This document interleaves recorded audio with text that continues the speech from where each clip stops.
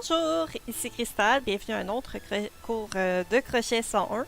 Donc, on va apprendre aujourd'hui la maille serrée, comment faire la maille serrée. Le point a deux variantes en anglais. Donc, si vous avez un patron en anglais américain, donc en anglais US, il va être appelé le single crochet. Si c'est un patron qui est en anglais UK, donc britannique, il va se faire appeler double crochet. C'est très important que vous vous assuriez quel type d'anglais qui est utilisé dans le patron. La majorité des créateurs de patrons vont vous expliquer c'est lequel, parce que le point double crochet existe aussi en US, mais n'équivaut pas du tout à la maille serrée. Donc c'est très important à ce moment-là que vous assuriez que c'est vraiment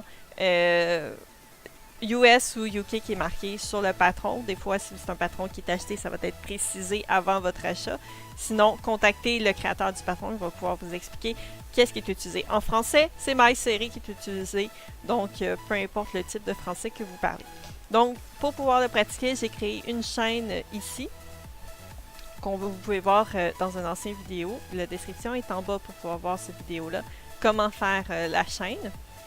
Donc, ici, on veut faire une maille serrée ou single crochet US ou double crochet UK. Donc, comme souvent on commence, j'ai une chaîne de 10. Je vais commencer pour pouvoir la faire avec une maille en l'air pour pouvoir tourner. Donc, pour la maille serrée, on a besoin d'une seule maille en l'air pour pouvoir faire le point. Toujours la deuxième maille à partir de la chaîne, on vient piquer dans la chaîne. On vient chercher une jetée qu'on va passer au travers de la chaîne. Je me ramasse avec deux boucles sur mon crochet, une autre jetée et on passe au travers des deux boucles. Je viens de créer ma première maille serrée sur ma chaîne. Donc on va continuer tout simplement. C'est vraiment un point de base qui est utilisé dans beaucoup de projets, surtout si vous faites des peluches. C'est principalement le point qui est le plus utilisé.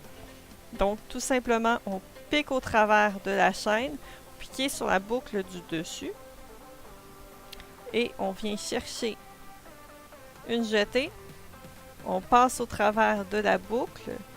Donc on a deux boucles sur le crochet, une autre jetée et on passe au travers.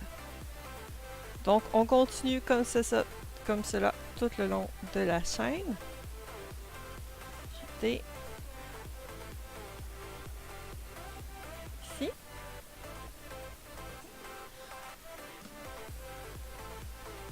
Boucle. Boucle. Ah.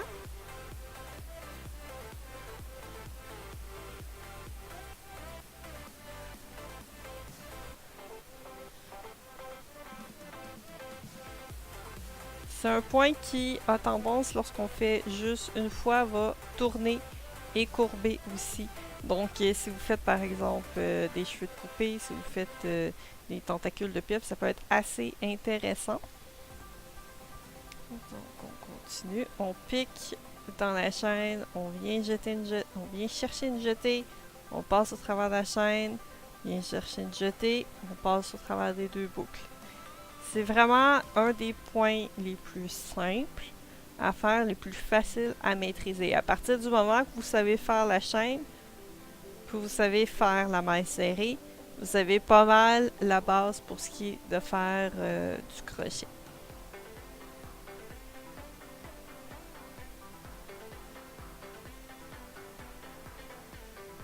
Là, j'arrive tout au bout de ma chaîne. Donc, si on veut compter le nombre de mailles qu'on a, donc tout simplement, on voit ici au début, ça fait une petite pointe, donc on compte à partir du premier V sur le dessus. 1, 2, 3, 4, 5, 6, 7, 8, 9, 10, 11, 12. J'avais fait une chaîne de 12, donc on est rendu à 12, on est rendu au bout. Toujours au début, le point avec le nœud qui va être dans le fond rentré faufilé dans la finition du projet.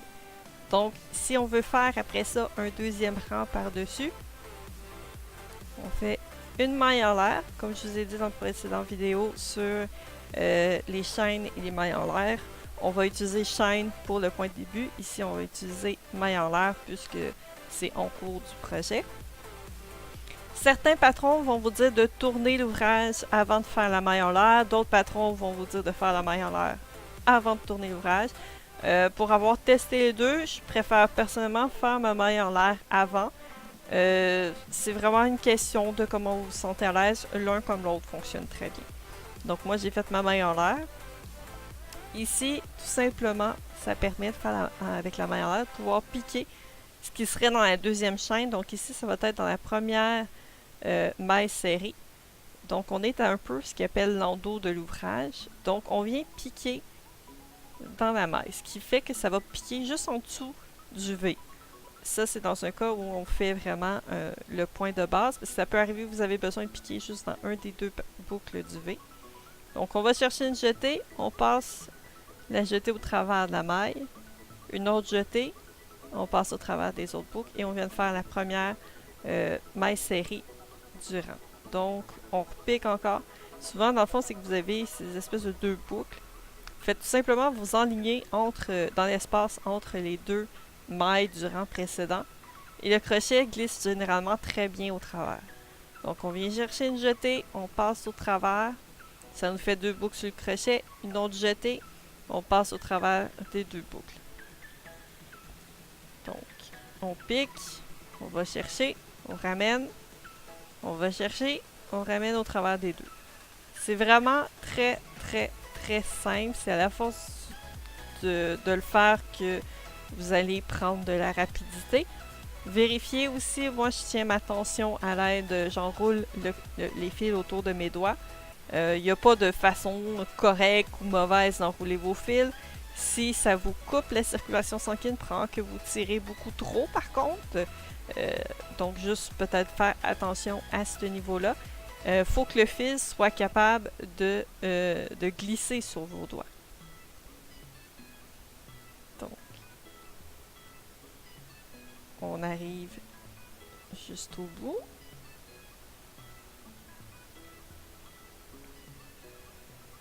Et pour savoir où est-ce qu'il faut que vous arrêtez, c'est sûr que la meilleure façon, c'est de compter, de vous assurer que vous avez le même nombre. On avait 12 mailles en dessous. Si on est égal, qu'on fait un rectangle, on devrait avoir 12 mailles sur le dessus. Donc ici, quand on regarde, on a justement la chaîne qui est tournée, qui fait une petite boucle. Mais les V, on compte à partir des V sur le dessus. Donc 1, 2, 3, 4, 5, 6, 7, 8, 9, 10, 11. Donc il nous en manque une. Si on arrêterait là, par exemple, on aurait un décalage à ce moment-là. On le voit justement plus facilement comme ça. Ça arrive des fois, je vais vous montrer si on en fait une de plus. Différence. Donc, on pique. Faire attention parce que ça arrive des fois que le fil va se défaire. Donc, c'est vous assurer quand vous piquez bien au travers du V. Donc, on finit notre maille. Donc, ça, vraiment, on va avoir cette espèce de ligne droite. Ça peut arriver des fois, dépendamment de votre tension, que ça fasse une bosse, mais ça va être beaucoup plus droit. Certaines personnes ne sauront pas trop où s'arrêter, vont même piquer au travers de la chaîne qui a servi à tourner. Et à ce moment-là, on va avoir cette espèce de V qui va une ligne diagonale. Donc on va se ramasser à avoir beaucoup trop de mailles et c'est ce qui va faire que à force de rajouter et d'enlever des mailles, souvent notre ouvrage ne sera pas droit à ce moment-là. Donc c'est vraiment de s'assurer qu'on a le même nombre de mailles. Il y a beaucoup de comptage à faire, mais c'est vraiment la meilleure façon de ne pas vous tromper. Dans des cas où est-ce que c'est vraiment plus grand, ça peut arriver utiliser un marqueur à ce moment-là de tricot ou de crochet que vous pouvez utiliser, piquer au travers de votre maille. Vous pouvez le laisser ouvert comme vous pouvez le refermer. À toutes, mettons, les 5 mailles, les 10 mailles, ça peut être au travers des 20 mailles, tout dépendamment pour être sûr que vous savez où votre compte est rendu et ne pas avoir besoin de recompter depuis le début quand c'est un très très gros ouvrage. Par exemple, pour les couvertures, ça peut valoir la peine à ce moment-là d'avoir des petits marqueurs qui vont vous aider. Ça peut être des marqueurs, il y en a qui vont utiliser des trombones, il existe différents types de marqueurs aussi, ça c'est un des modèles que vous pouvez trouver. Il y en a qui vont utiliser des restants de fil qui vont tout simplement faufiler. C'est vraiment libre à vous, trouvez-vous la méthode qui vous plaît. Donc voilà, c'est tout pour la maille serrée, single crochet US ou double crochet UK. Si vous avez des questions, s'il y a un point que vous désirez voir en vidéo, n'hésitez pas dans les commentaires à écrire ceux que vous aimeriez voir. Merci de me suivre, abonnez-vous à ma chaîne et je vous dis à une prochaine fois à un autre cours de crochet 101.